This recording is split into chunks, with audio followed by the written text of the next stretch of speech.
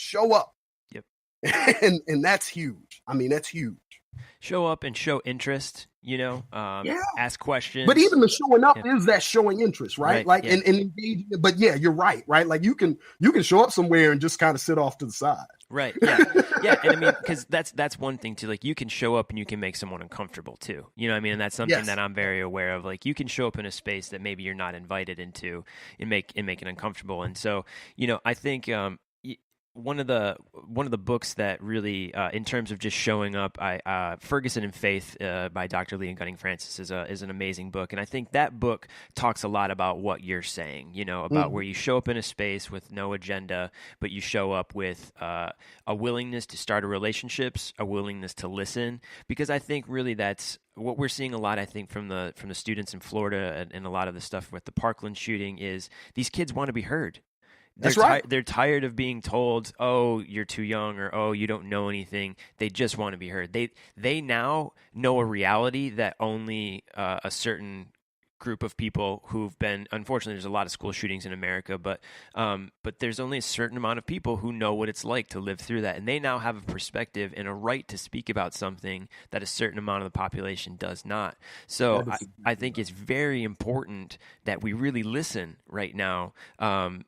And I'm thankful that that children are kind of the latest example of a marginalized group that is now being given an appropriate voice. They're saying we will be heard, and and exactly so. Yeah. This business around gun violence, we go back and forth in kind of this dualism of a debate around gun control versus Second Amendment rights. And I think what the conversation as framed thusly misses completely is that the conversation about guns and guns ownership and laws that relate to guns is really not a conversation about how we feel. Right. Not even a conversation about rights. It's not a conversation about culture. It's a conversation about money. Mm-hmm. Who has the right to make money, on whom, doing what, and for how long? Yeah. Right. Because, the thing we miss when we talk about guns flooding the inner city and such, right? These aren't illegal weapons. No. Right. Like if gun manufacturers were losing weapons by the crate load. Right. In some illegal arms trade, Yeah. they would be all for all kinds of gun regulation and restraint, right? Like, so this is the buying and selling of weaponry that serves no other purpose. I own a Mossberg 20 gauge shotgun, right? Have no problems with the idea of people having a firearm, but this business of selling high-end, high capacity weaponry that serves no purpose except to take human life, right, is about making money. It's how manufacturers make money. It's how governments make money and agencies make money, how things are traded, how wars are instigated and supplied in order for countries to build wealth and to have access. And so this is what we're holding as more valuable than the lives of our own children. Yeah. Right. Yeah. And this is the debate. And the children are saying, our young people are saying now, no, I am more valuable than that job, than that opportunity to make another dollar, right, than that opportunity to acquire the natural resources of another nation, than that funding for your next election, all of that. Yeah, I'm more valuable. Yeah, I was just gonna say they're saying I'm more important than that donation that you're gonna receive from whatever thing, and actually putting the face to that tension, I think is I think we're going to see something really powerful come from that. I really hope. I'm kind of an eternal optimist, so I'm hopeful that politicians will sort of see things differently. But this is actually a really good way to transition, because one of the things that you talk about on your website is you create intersectional spaces for people of different backgrounds and different marginalized identities to try on a new script and risk across their differences and experience.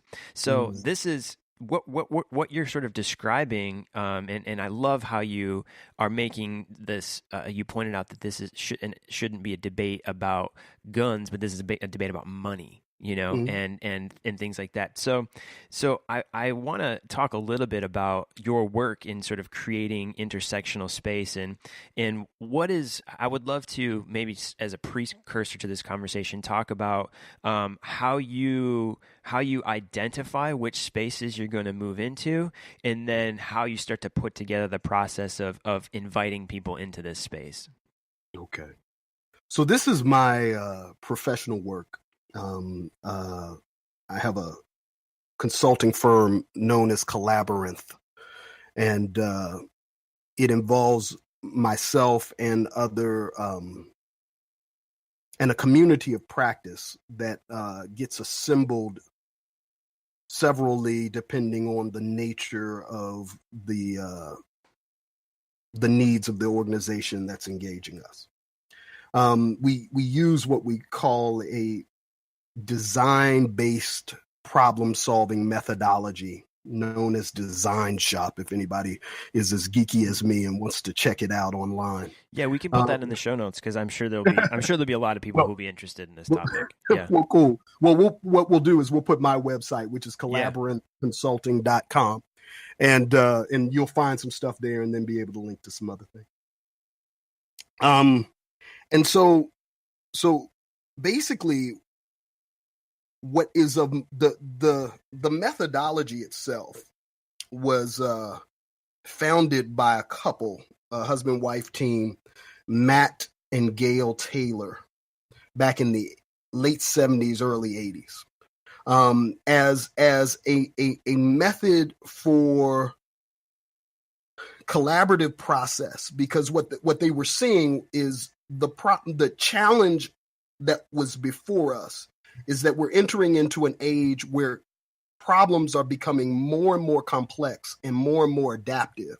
And whereas we are creating technologies in order to do kind of basic, straightforward computation, right? Which is what computers do, right? Like they might aggregate a bunch of stuff, but they're still only using 4 functions in order to do it. They're multiplying, dividing, adding, or subtracting, right? Like in this kind of thing, right? And so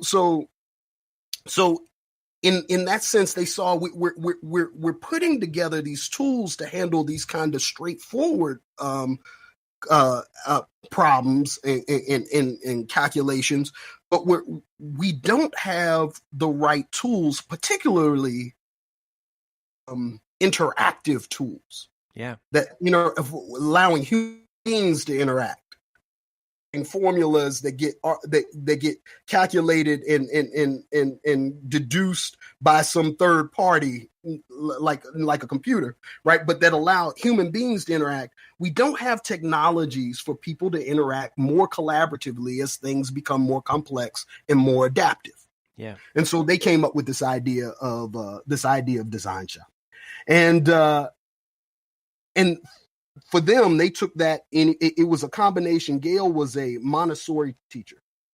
Oh, wow. Which is all about the prepared environment, right? Mm-hmm. And that idea of the prepared environment, what type of environment allows for collaboration, and what physical environment actually makes it harder. Yeah. And most of how most businesses, most enterprises are set up actually make collaboration difficult. Yeah, they really do. Structurally. Yeah. Right. And so she was thinking about that, and Gail and Matt was thinking about kind of the conceptual end of the thing, right? Like, what are the new mental models we need to have in order to do what we can't do well right now?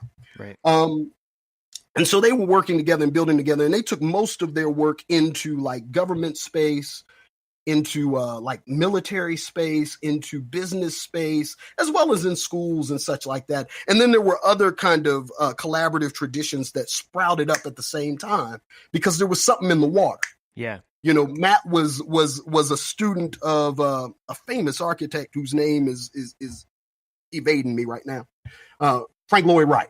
Ah. Right. And so there was something in the water, and it was across industries that this was happening, and across region spaces that people were saying, we need to figure out how to collaborate better. And so they took it kind of in that direction.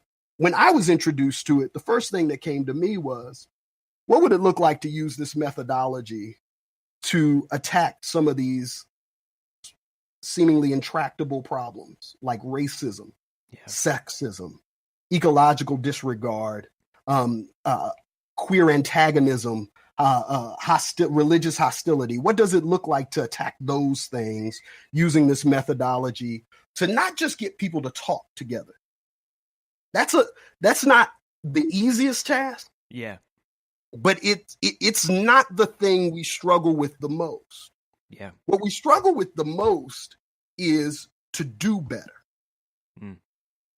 Right? Like, we can have all kinds of conversations. Folk have been talking about, we need to start a conversation on this. And what tickles me about that we need to start a conversation language, it is usually about something that people have been talking about for 1,000 years. Yeah, absolutely. Right? Absolutely. Yeah. We need to start a conversation. And, and it's been a conversation that's been happening in this particular environment for as long as this particular environment has existed. Yeah. And so that the talking about it is not the issue. The issue is, what do we do? Right. What are our better practices? And so that's where I concentrate. Because there are plenty of people who do really good work about helping people develop a critical analysis, helping people develop some self-awareness, helping people develop cultural competence. And all of those things are key to this notion that Martin Luther King made popular, called beloved community. Yeah. But that better practices piece, if we don't get around to that, see, that's what the kids are demanding. The youth down in Florida are demanding. That's the reason there's going to be a walkout, right? And mark my words, when the kids walk out, some people are going, oh my goodness, what's going on? Oh, this is crazy. Some people are going to think it's great. Some people are going to I'm going to write you a demerit for walking out of your classroom. Right. Detention. We're going to suspend you or whatever. And some people will reward it. But at the end of all that, feeling better, talking better, thinking better about it, or thinking worse about it, feeling worse about it. At the end of the feeling, talking, and thinking, very few people will take the next step and do. Right. They're not going to pick up a letter or pick up a pen and write their congressperson. Not going to write their congressman, but even more so than the pen, because we petitions, they're a dime a dozen now. Oh, yeah. They are going to vote folk out of office. So you think it's going to be the polls? That's where people are going to really be starting to show up. Yeah. That's what at some point, right? Like, the people who are making the decisions are a select group of people. Mm-hmm. Right? I mean, they are a certain select group of people, and either they're going to value what is being asked of them right now, or they're not.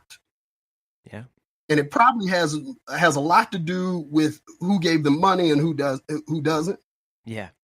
And so the other end of that, if we don't have enough money to combat that, the other end of that is going in and saying, okay, you don't even get to wonder about it anymore. We're going to remove you from the equation, and we're going to put somebody else in here who's going to act. Yeah. Right. And so that's the work. So in answer to your question, the categories that I focus on are these systems of inequity and these logics of supremacy that kind of shape our society and are the flashpoints within society right now. And then how that starts is usually through some community of goodwill that has decided they are tired of tripping up over the same stuff again. Yeah. They're tired of wandering around in circles, of being in the maze, that the labyrinth that has them all turned around, and they can't seem to find their way out. And they want to find their way out. And what we do is we come in and we say, now we know a lot. Yeah. But it's not about what we know. Mm-hmm. We have to find our way together. And so then where the methodology becomes really helpful is that it is a way of creating a future by design and not the future by default that keeps us stuck in the same round and round. Yeah, and it brings light to to action, because that's the second part of all conversations. And there's so many things that you said in there that really spoke to me, but all of